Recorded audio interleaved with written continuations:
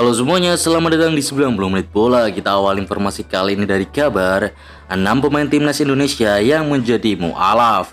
Nomor 1, Diego Michel. Diego Michel menetapkan diri memeluk agama Islam pada 2013. Pemain naturalisasi itu mengucapkan 2 kalimat syahadat di Pengadilan Negeri Jakarta Pusat. Nomor 2 nih, ada Christian Gonzalez. Dia pun pernah jadi andalan timnas Indonesia dalam urusan mencetak gol. Christian Gonzalez diketahui turut ambil keputusan jadi mu'alaf. Keputusan itu diambil pada 9 Oktober 2003. Ia kemudian mendapat nama baru Mustafa Habibi. Nomor 3, Marcus Horizon. Ex-kiper timnas Indonesia ini memutuskan menjadi mu'alaf pada tahun 2004. Marcus kemudian memiliki nama yang lebih islami, yakni Muhammad Haris Maulana. Keputusan Marcus pindah keyakinan sendiri sempat mendapatkan penolakan dari keluarga. Nomor 4 ada Errol Iba. Dia juga sempat membela timnas Indonesia, tepatnya pada periode 2006 hingga 2013. Errol memutuskan menjadi mu'alaf pada tahun 2002. Kala itu dirinya masih membela Semen Padang. Nomor 5, Esteban Vizcara. Pemain keturunan ini membela timnas Indonesia usai jadi WNI pada 2018. Esteban turut ambil langkah sama seperti 4 pemain sebelumnya, yakni menjadi mu'alaf. Dia pindah agama Islam pada tahun 2012. Dan nomor 6 ada Ragnar Oratmangun. Dia masih jadi andalan di skuad timnas Indonesia sampai saat ini. Ragnar juga diketahui merupakan pemain naturalisasi. Ragnar juga merupakan seorang mu'alaf yang memeluk agama Islam ketika masih berusia remaja. Ada alasan menyentuh di balik keputusannya menjadi mu'alaf. Berikut alasannya. Tidak, saya tidak lahir sebagai seorang muslim. Saya lahir dibesarkan sebagai seorang Kristen. Tapi setelah saya tumbuh dewasa, saya menemukan jalan ke Islam. Papar Ragnar Oratmangun kepada awak media. Bagi saya, hal yang saya pelajari tentang Tuhan, teman-teman saya ketika itu membawa saya ke masjid. Mereka mengajari saya tentang Tuhan dan agama, dan bagaimana agama bisa membantu kehidupan Anda. Itu menyentuh hati saya dan membuat saya memutuskan untuk menjadi seorang muslim. Ibu Ragnar mengatakan. Kang Emil ambil sumpah WNI tanggal 10 Maret di Roma. Emil Audero, Joe Palupesi, dan Dan James ambil sumpah WNI di Roma, Italia pada Senin 10 Maret 2025 mendatang. Kabar ini disampaikan Menteri Hukum RI, Supratman Adi Adgas.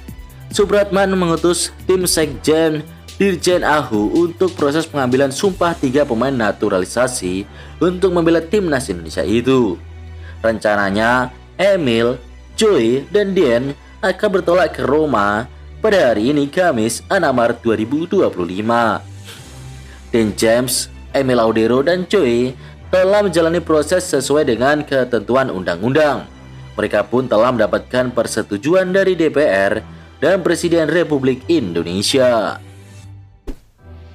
PT Freeport Indonesia sponsori PSBS Biak. PSBS Biak kian bersemangat jadi pembawa harapan bagi Papua di Liga 1. Apalagi mereka baru saja memperpanjang kerjasama dengan PT Freeport Indonesia.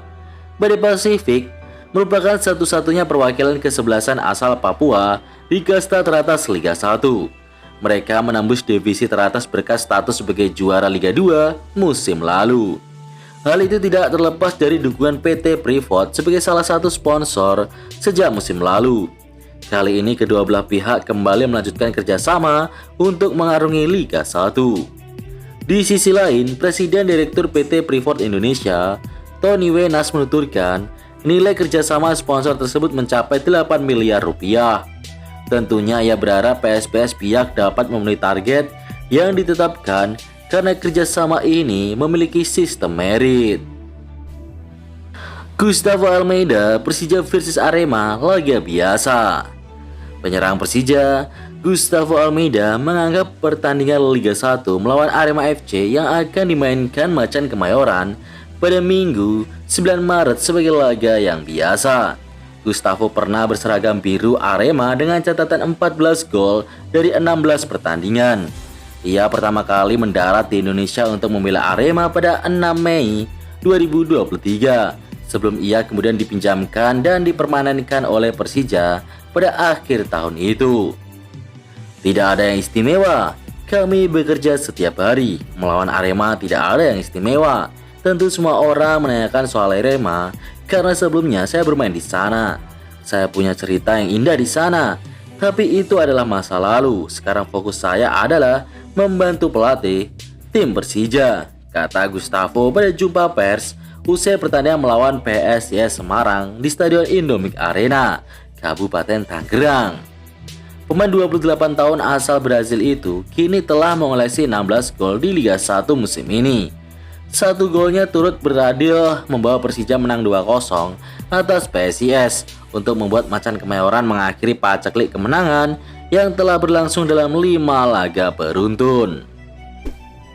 Persik Kediri ingin berkandang di Blitar bareng Arema. Persik Kediri ingin menggunakan Stadion Supriyadi Kota Blitar sebagai home base untuk melanjutkan sisa laga kompetisi Liga 1 2024-2025. Hal itu diungkapkan Ketua Panitia Pelaksana atau Panpel Persik Kediri, Triwidodo, usai audiensi dengan Wali Kota Blitar. Triwidodo mengatakan jarak tempuh Kediri Blitar yang hanya sekitar 1 jam perjalanan menjadi pertimbangan utama bagi manajemen Persik Kediri memilih Stadion Supriyadi untuk home base di sisa laga musim ini. Selain itu, Stadion Supriyadi juga sudah lolos verifikasi, jadi tinggal menggunakannya. Alasan Persik Kediri mencari stadion alternatif untuk melanjutkan sisa laga di musim ini karena Stadion Brawijaya Kota Kediri yang sekarang menjadi home base Persik Kediri kondisinya saat ini kurang ideal. Banyak fasilitas di Stadion Brawijaya perlu diperbaiki dan lampu penerangan di stadion kurang memadai. Catatan buruk berarti Arema saat laga tandang. 3 laga tandang tanpa kemenangan menjadi rekor buruk yang harus ditanggung oleh pelatih Arema FC, Zé Gomes.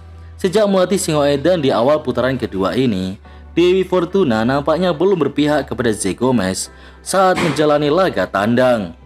Di awal kiprahnya bersama Singoedan, pelatih berkebangsaan Portugal itu gagal membawa Arema FC meraih kemenangan setelah ditaklukkan Dewa United dengan skor 2-0 pada 11 Januari 2025 lalu. Di pekan selanjutnya, tepatnya 19 Januari, lagi-lagi Arema FC harus tunduk dari tuan rumah Borneo FC dengan skor 3-1. Dan terakhir Arema FC harus gigit jari saat dikalahkan Malut United 2-1 pada 4 Maret 2025. Hasil ini tentu saja bukanlah menjadi catatan yang apik bagi Zé Gomes sejak melatih Arema FC. Bojan Hoda anggap 8 sisa laga Persib seperti Piala Dunia. Persib Bandung menutup pekan ke-26 Liga 1 dengan hasil yang memuaskan. Menjamu Persik Kediri di Stadion GBLA, Mark CS memetik kemenangan dengan skor telak 4-1. Tambahan 3 poin tersebut mengokohkan posisi Persib di puncak klasemen dengan raihan 54 angka. Tapi Dewa United terus menempel setelah di hari yang sama memetik kemenangan dan kini sudah mengoleksi 49 poin. Usai menumbangkan Persik Kediri, Persib dijadwalkan terbang ke Pulau Sumatera untuk menghadapi Semen Padang pada Senin 10 Maret 2025. Bagi pelatih Persib Bandung, Bojan Hoda, 8 pertandingan tersisa yang dilalui anak asuhnya kini terasa seperti pertandingan Piala Dunia. Hadapi PSM, Perseba tanpa 3 pilar penting. Perseba Surabaya dihantam badai cedera dan sanksi jelang laga krusial melawan PSM Makassar. 3 pemain kunci dipastikan absen dalam pertandingan pekan ke-26 Liga 1 ini, yang rencananya digelar di Stadion Gelora BC Habibie Parepare. Pelatih Paul Munster mengkonfirmasi absennya Tony Firmansyah akibat akumulasi kartu kuning. Selain itu, Malik Rizaldi dan Kadek Raditya juga tidak bisa diturunkan karena masih dalam masa pemulihan cedera. Absennya ketiga pemain ini menjadi pukulan telak bagi Persebaya yang sedang berjuang mempertahankan posisi di papan atas klasemen. Munster menegaskan akan melakukan rotasi demi mencegah performa tim tetap stabil. Persebaya protes ke LIB sebut Stadion BJ Habibie belum layak. Manajemen Persebaya Surabaya melayangkan protes terkait ketidaksiapan Stadion Gelora B.J. Habibie Parepare, Sulawesi Selatan untuk menggelar laga PSM versus Persebaya pada Jumat 7 Maret. Persebaya protes setelah mengetahui kondisi langsung terkini stadion saat sesi official training pada Kamis 6 Maret malam. Kami Persebaya malam ini mengirimkan surat lagi ke PT LIB untuk melaporkan kondisi Stadion B.J. Habibie yang tidak layak untuk pertandingan, kata Jonathan Yovinho. Dalam potongan video yang dibagikan media official Persebaya, tampak situasi sekitar stadion belum sepenuhnya rampung direnovasi. Material bangunan masih berserakan. Lebih parah, fasilitas untuk tim, pendingin ruangan belum berfungsi. Padahal sebelumnya PT LIB, operator kompetisi, menyebut bahwa Stadion Gelora B.J. Habibie sudah layak menggelar pertandingan. Highlight Berliga 1 Persis Solo versus Bali United.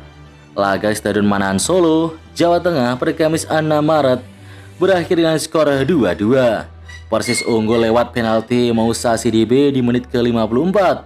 Namun Bali United melesakkan 2 gol via Rahmat Arjuna di menit ke-58 dan juga aksi Boris Kopitovic di menit ke-69. Tuan rumah selamat berkat gol Clayton Santos di menit ke-90+8. Akhirnya tidak ada gol tambahan tercipta hingga wasit meniup peluit panjang. Persis Solo dan Bali United bermain imbang dengan skor 2-2.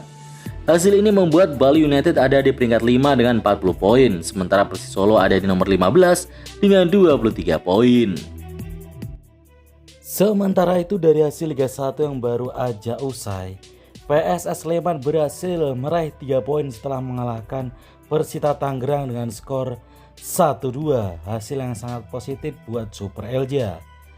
Dan Persebaya Surabaya menjaga asa untuk juara atau zona Asia nih, setelah berhasil mengalahkan PSM Makassar dengan skor 0-1. Dua tim away sama-sama menang dan sama-sama berbaju hijau nih atau berjersey hijau ya. Dan untuk klasemen sementara, Persib masih di puncak klasemen diikuti Dewa United.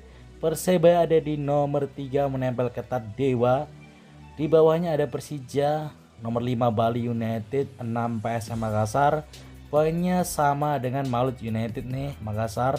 Di bawahnya Borneo FC dan juga Arema FC yang menguntit di bawahnya juga, poinnya nggak terlalu jauh beda. Di zona papan bawah 10 ada Persita Tangerang yang tadi kalah atas Sleman, diikuti Biak, Persik Kediri, Barito Putra, PSIS Semarang, Persis Solo dan juga Semen Padang. PSS ada di nomor 17 meskipun menang tapi masih di zona degradasi dan paling buncit ada Madura United.